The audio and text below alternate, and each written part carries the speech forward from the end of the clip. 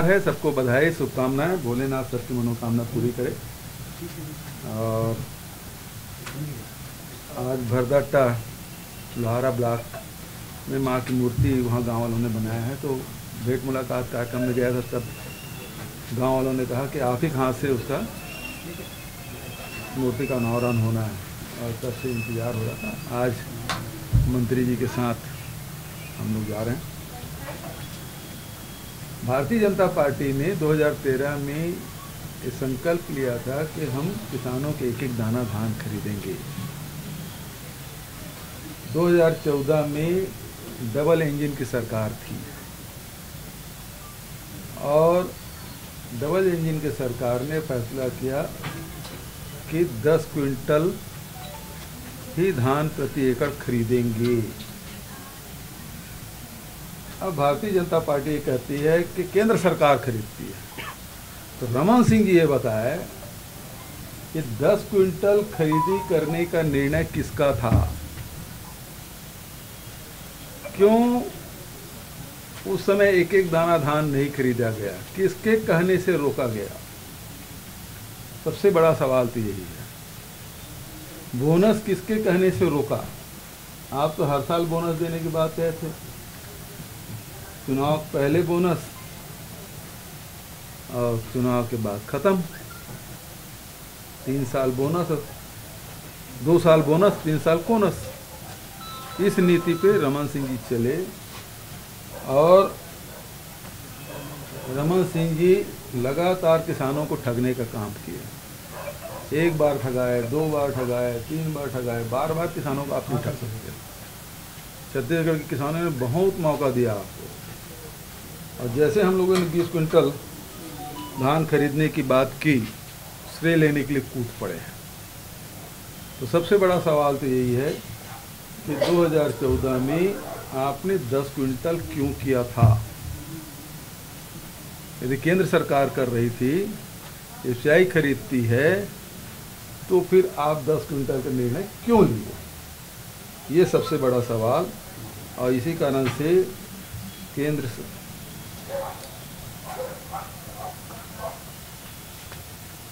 छत्तीसगढ़ के किसानों ने 2018 में 15 साल की सरकार को 15 सीट में समेट दिए। अब तो 13 रह गए। तो मैं तो यही कहूँगा, सजन रे झूठ मत बोलो। बहुत झूठ बोल लिए। अब इस झूठ के सहारे जनता के बीच में, किसानों के बीच में आप नहीं जा सकते। और रमन सिंह ने 15 साल में ऐसा कोई सगा नहीं जिसको रमन सिंह ने ठगा नहीं। सबको ठगने का काम किया। किसानों को, मजदूरों को, आदिवासियों को, गरीबों को, युवाओं को, व्यापारियों को, सबको ठगने का काम किया। दूसरी बात, वो शराब के मामले में आरोप लगाया। आप सबको मालूम है कि 2020 में फरवरी में आईटी का रेट पड़ा था, फरवरी 2020, और अब जुलाई 2023 में ईडी ये कह रहे हैं कि 2168 करोड़ का घोटाला हुआ है। बिना एक्साइज पेड शराब फैक्ट्रियों से निकली। तो सबसे पहली बात तो ये है, यदि शराब फैक्ट्रियों से बिना एक्साइज ड्यूटी पटाए शराब की पेटियां निकली, तो सबसे पहले तो डिस्टिलरों के खिलाफ कार्रवाई होनी थी, क्योंकि जिम्मेदारी उसकी थी और वहां जो पदस्थ अधिकारी उसकी थी। उन पे तो कार्रवाई हुई नहीं, और न उसके अचल संपत्ति अटैच किए, न उनके बैंक को सीज किए, बैंक खाते को सीज किए।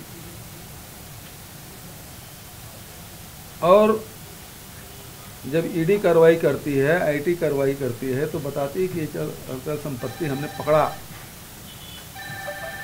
जब 2168 करोड़ का आप आरोप लगा रहे हैं, तो कितनी संपत्ति जब्त की, किसकी, कहीं आसपास है भी।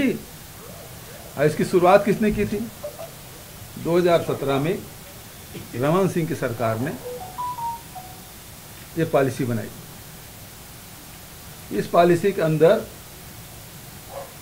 उन्होंने सारे दुकान को शासकीय किया, कारपोरेशन के माध्यम से खरीदी की व्यवस्था की, प्लेसमेंट एजेंसी के माध्यम से मेन सप्लाई का काम किया, मेन पावर सप्लाई का, और केवल 3 डिस्टिलर ही देसी शराब कारपोरेशन को सप्लाई करेंगे। ये कार्टेल बनाने का काम रमन सिंह ने किया। और उसके बाद अब इन लोगों से इनके क्या संबंध है रमन सिंह के? केवल 3 डिस्टिलर ही क्यों? और जब नियम बनाए हैं और केवल 3 डिस्टिलरों को देना है, प्लेसमेंट एजेंसी नियुक्त करने का काम किया है, वो सारे पॉलिसी वही चल रहा है। हम इन पौने 5 साल में उसमें कोई चेंज नहीं किए, वही डिस्टिलर हैं, वही दुकानें हैं, वही प्लेसमेंट एजेंसियां हैं। तो आखिर क्या समझ के इसको किए थे? और रमन सिंह जी बताए इनसे आपके संबंध क्या है? क्यों इनके पक्ष में पॉलिसी आपने बनाई? दूसरे और देश के दूसरे डिस्टिलरों को मौका आपने क्यों नहीं दिया? और 2018-19 में आप देखें इस पॉलिसी के तहत 3,900 करोड़ के राजस्व की प्राप्ति हुई, और आज वो बढ़ के 6,500 करोड़ हो गया। मतलब 2.5 गुना से भी ज़्यादा राजस्व की आय हुई। उसके बाद भी ये कहते हैं कि इसमें बिना एक्साइज ड्यूटी पेड किए वहाँ से शराब निकली। हमने उसे संज्ञान में लिया है और तीनों डिस्टिलरों को और जो 4 अधिकारी पदस्थ थे उनको नोटिस जारी किया गया है। यदि सही पाया गया तो 1-1 पाई वसूल किया जाएगा। राज्य सरकार को छोड़ेगी नहीं। राज्य के राजस्व में यदि कमी आई है, सिद्ध होता है, तो उनके खिलाफ कार्रवाई भी की जाएगी और 1-1 पाई वसूली भी की जाएगी।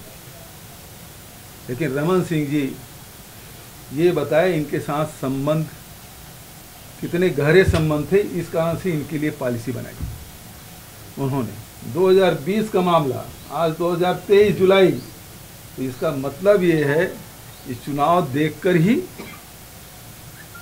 ये सब, क्योंकि वो लड़ नहीं पा रहे हैं,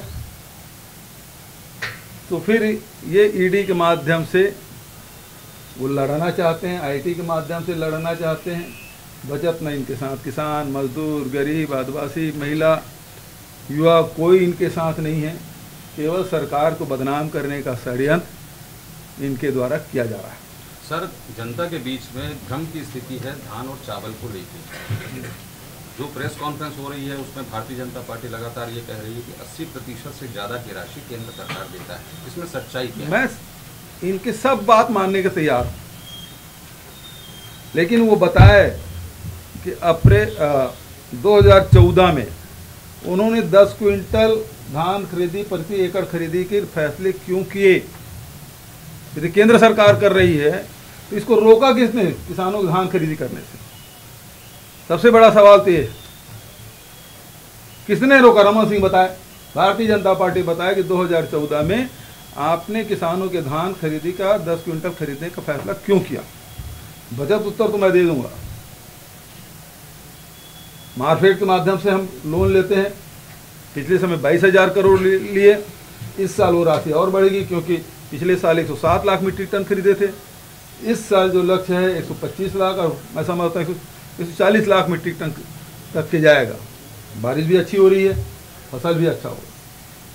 तो रमन सिंह जी केवल ये बताए कि उन्होंने 10 क्विंटल खरीदने का फैसला क्यों किया, किसके दबाव में किया, किसानों के साथ अहित क्यों किया, लाखों किसानों के भविष्य के साथ खिलवाड़ क्यों किया, आर्थिक क्षति क्यों पहुंचाई? सबसे बड़ा सवाल तो ये है। अब बोनस क्यों बंद किया? सर, भाजपा ने अलग अलग समितियां बनाई है। कुछ तो धर्मलाल कौशिक और ऐसे नेताओं को राष्ट्रीय कार्य समिति में ले लिया, तो कुछ नेताओं को जो साइडलाइन थे उन्हें घोषणा पत्र समिति या दूसरी समितियां में ले रहा। लेकिन मेन जो प्रमुख चेहरे थे वो चेहरे कमोबेश गायब दिख रहे हैं, बड़े चेहरे। इसे किस तरह से देखते हैं? 3 चेहरे में कौन कौन से हैं? ब्रिजमोहन जी, पांडे जी और अजय चंद्राकर जी, मैं तो इन लोगों से कह रहा हूँ, आप कितना भी यहाँ विधानसभा में चिल्ला चिल्ला के बोले, आप लोग जब तक रमन सिंह को नहीं हटाएंगे आप लोगों को भविष्य गड़बड़ रहेगा। अभी भी देख लीजिए, पूरी कमेटियों में रमन सिंह के चला, विष्णु देव साय जी गए, धर्मलाल कौशिक जी गए केंद्रीय कार्यकारिणी में, लेकिन के साथ, और ये तीनों हटा दिए गए, इनके किसी आदमी को नहीं रखा गया।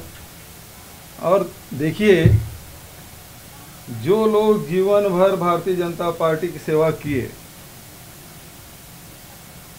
उनको तो घर बिठा दिया गया या लूप लाइन में डाल दिए।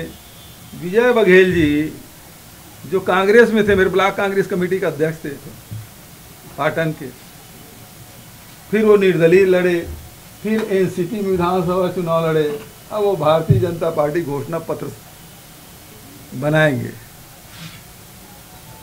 तो जिसको भारतीय जनता पार्टी का आइडियोलॉजी पूरा मालूम नहीं, जिसको उन्होंने जिया नहीं है ना, वो घोषणा पत्र बनाएंगे। ये भारतीय जनता पार्टी, देखो ये अपना जो प्रदेश अध्यक्ष बनाए आंध्र प्रदेश के दुर्गापति पुरंदेश्वरी, पहले किसमें थी? कांग्रेस। अब वो प्रदेश के अध्यक्ष बने हैं। पंजाब में देखिए जाखड़ जी, वो कांग्रेस में थे, भारतीय जनता पार्टी के अध्यक्ष हो गए। मतलब ये है कि भारतीय जनता पार्टी के शीर्ष नेतृत्व को प्रदेश में अब नेताओं का अकाल हो गया है, उनके पास कोई नेतृत्व अब रहा नहीं। यही बात मैं कहना चाहता हूँ।